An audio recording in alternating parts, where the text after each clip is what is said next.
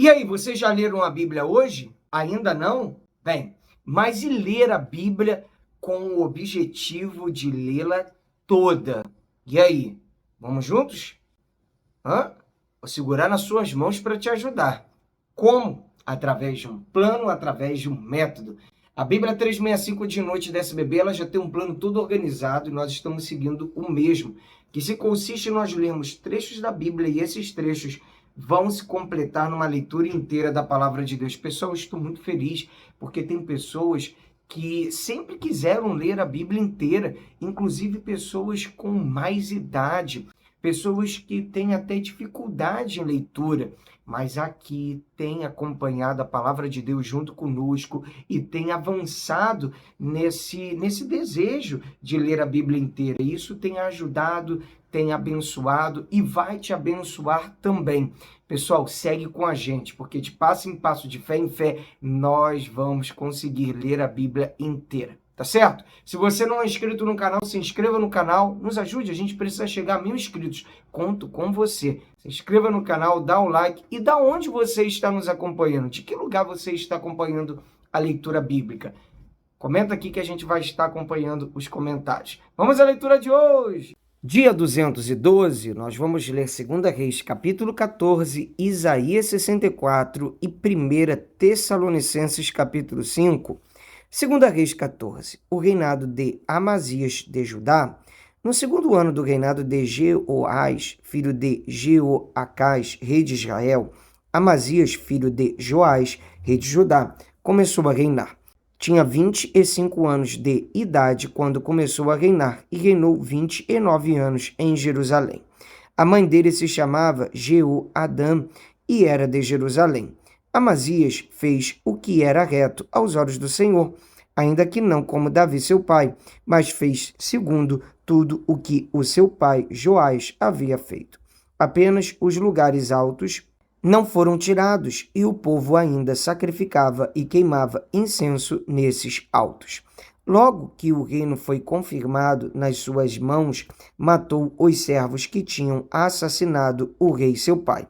No entanto, não matou os filhos dos assassinos, mas fez segundo está escrito no livro da lei de Moisés, no qual o Senhor deu ordem dizendo: os pais não serão mortos por causa dos filhos, nem os filhos serão mortos por causa dos pais. Cada qual será morto pelo seu próprio pecado. Amazias matou 10.000 edomitas no Vale do Sal e conquistou a cidade de Selá na guerra, dando-lhe o nome de Joquiteel, que ela conservava até o dia de hoje.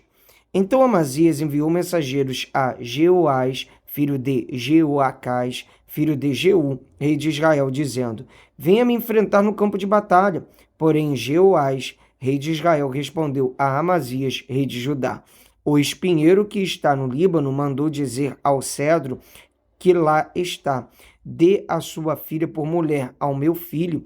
Mas um animal selvagem que estava no Líbano passou e pisoteou o espinheiro. Na verdade, você derrotou os edomitas e o seu coração se encheu de orgulho. Glorie-se disso e fique em casa. Porque provocar um mal que trará somente desgraça para você e para Judá? Mas Amazias não quis atendê-lo. Então Jeoás, rei de Israel, avançou contra Amazias, rei de Judá, e eles se enfrentaram em Bet-Semes, que está em Judá. Judá foi derrotado por Israel e os soldados tiveram de fugir para as suas casas. Jeoás, rei de Israel, prendeu Amazias, rei de Judá, filho de Joás, filho de Acasias, em Bet-Semes. Então foi a Jerusalém e derrubou uma parte da muralha da cidade, desde o portão de Efraim até o portão da esquina, numa extensão de mais ou menos 200 metros. Pegou todo o ouro, a prata e utensílios que havia na casa do Senhor e nos tesouros do palácio real, bem como alguns reféns, e voltou para Samaria. Quanto aos demais atos de Jeoás, ao que fez e ao seu poder com que lutou contra Amazias, rei de Judá, não está tudo escrito no livro da história dos reis de Israel? Jeoás morreu e foi sepultado em Samaria, junto aos reis de Israel. E Jeroboão, seu filho, reinou em seu lugar. A morte de Amazias, Amazias, filho de Joás, rei de Judá, viveu 15 anos depois da morte de Jeoás, filho de Jeoacás, rei de Israel. Quanto aos demais atos de Amazias, não está tudo escrito no livro da história dos reis de Judá? Conspiraram contra ele em Jerusalém e ele fugiu para Laquis, porém enviaram homens atrás dele até Laquis e o mataram. Trouxeram-no sobre cavalos e o sepultaram em Jerusalém, junto a seus pais, na cidade de Davi. Todo o povo de Judá tomou Uzias, que tinha 16 anos de idade, e o constituiu rei em lugar de Amazias, seu pai. Depois da morte de seu pai, Uzias reconstruiu Elate e a restituiu a Judá. O reinado de Jeroboão II de Israel. No 15º ano do reinado de Amazias, filho de Joás, rei de Judá, Jeroboão, filho de Jeoás, rei de Israel, começou a reinar em Samaria e reinou 41 anos. Jeroboão fez o que era mal aos olhos do Senhor, jamais se afastou de nenhum dos pecados de Jeroboão, filho de Nebate, que este levou Israel a cometer. Restabeleceu os limites de Israel desde a entrada de Amate até o mar de Arabá, segundo a palavra do Senhor Deus de Israel, anunciada por meio de seu servo Jonas, filho de Amitai, o profeta, que era de Gate-Éfer, porque o Senhor viu que a aflição de Israel era muito amarga, porque não havia nem escravo nem livre, nem quem socorresse Israel.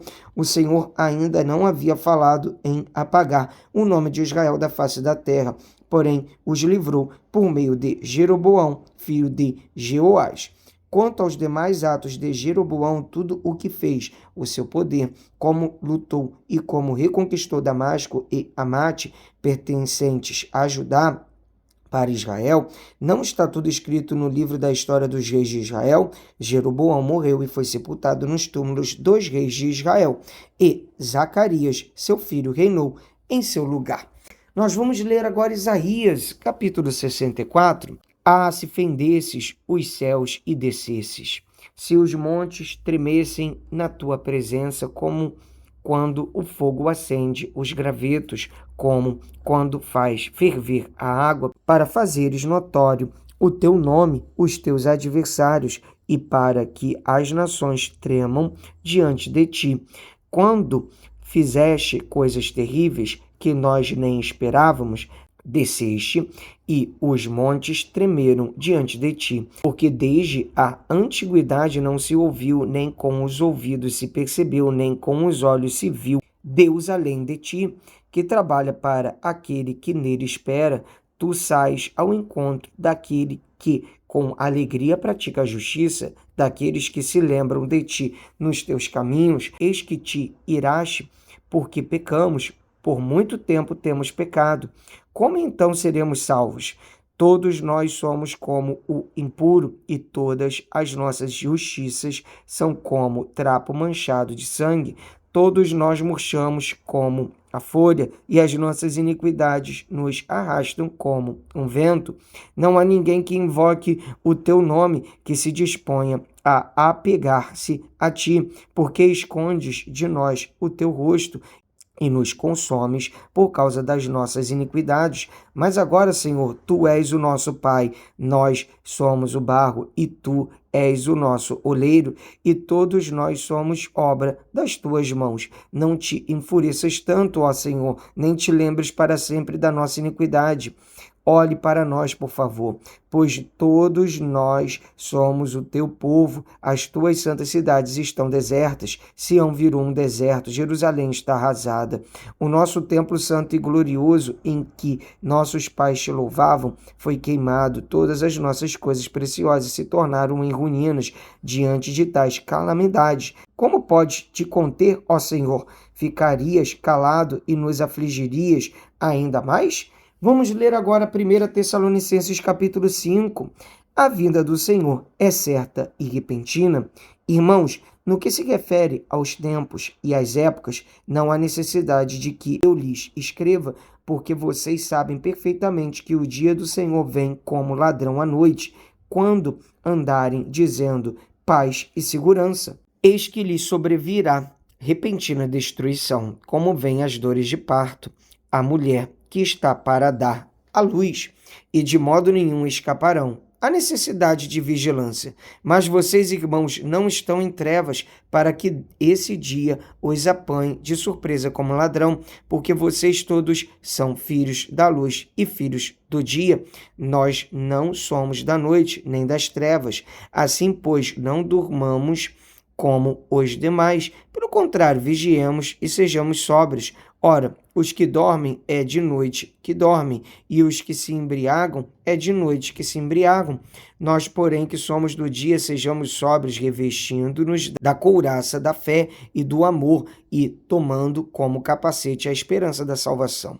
Porque Deus não nos destinou para a ira, mas para alcançar a salvação mediante nosso Senhor Jesus Cristo, que morreu por nós, para que, quer vigiemos, quer durmamos, vivamos em união com Ele. Portanto, consolem uns aos outros e edifiquem-se mutuamente, como vocês têm feito até agora.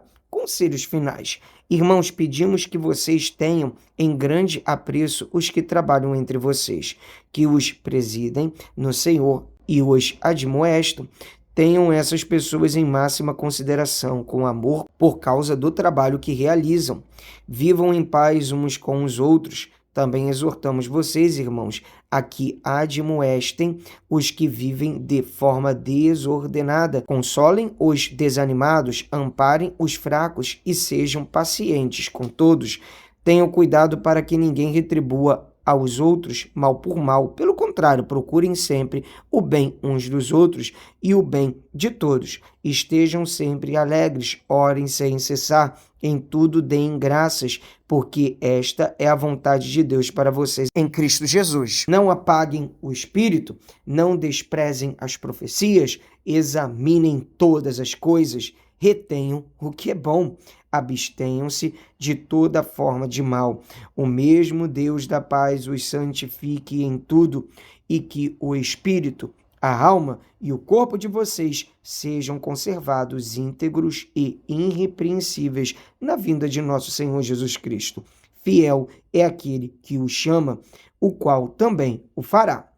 Saudações.